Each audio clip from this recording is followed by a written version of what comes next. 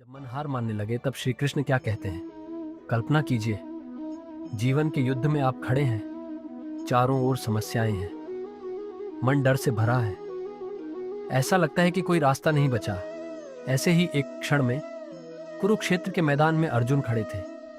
उनके हाथ कांप रहे थे, धनुष नीचे झुक गया था और मन मोह तथा भय से भर गया था। तब भगवान श्री कृष्ण मुस्कुराए। उन्होंने अर्जुन से कहा, तुम जिस बात का शोक कर रहे हो उसके लिए शोक करना उचित नहीं। बुद्धिमान व्यक्ति न जीवित के लिए शोक करता है और न मृत के लिए। श्री कृष्ण हमें सिखाते हैं कि शरीर नश्वर है, लेकिन आत्मा कभी नष्ट नहीं होती। मृत्यु अंत नहीं, बल्कि एक परिवर्तन है। आज हम छोटी छोटी असफलताओं से टूट जाते हैं क्योंकि हम स्वयं को केवल अपने परिणामों से जोड़ लेते हैं। लेकिन श्री कृष्ण कहते हैं कि तुम्हारा अधिकार केवल कर्म करने में है, फल पर नहीं। यदि तुम अपना कर्तव्य पूरी निष्ठा से करते हो तो सफलता और असफलता दोनों तुम्हें विचलित नहीं कर पाएंगी। मनुष्य का सबसे बड़ा शत्रु बाहर नहीं, उसके भीतर बैठा हुआ मन है। यदि मन पर नियंत्रण नहीं है तो वही मन हमें भय, क्रोध, ईर्ष्या और मोह में बांध देता है।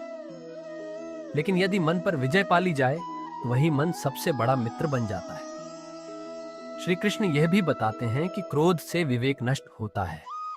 विवेक नष्ट होने पर स्मृति भ्रमित होती है और अंततः मनुष्य गलत निर्णय लेने लगता है। इसीलिए कठिन परिस्थितियों में प्रतिक्रिया देने से पहले स्वयं को शांत करना ही बुद्धिमानी है। जीवन में परिवर्तन निश्चित है। जो आज है वह कल नहीं रहेगा। इसलिए सुख आए तो अहंकार मत करो और दुख आए तो निराश मत हो। दोनों ही क्षणिक हैं। सच्चा योद्धा वह नहीं जो केवल दूसरों को हराए।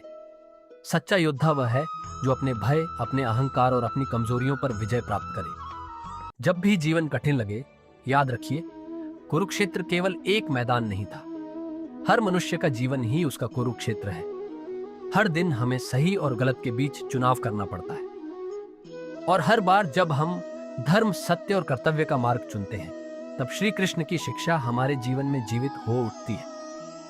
इसलिए डरिए मत, कर्म कीजिए, धैर्य रखिए और विश्वास रखिए कि जो व्यक्ति धर्म के मार्ग पर चलता है, अंततः उसकी विजय अवश्य होती है।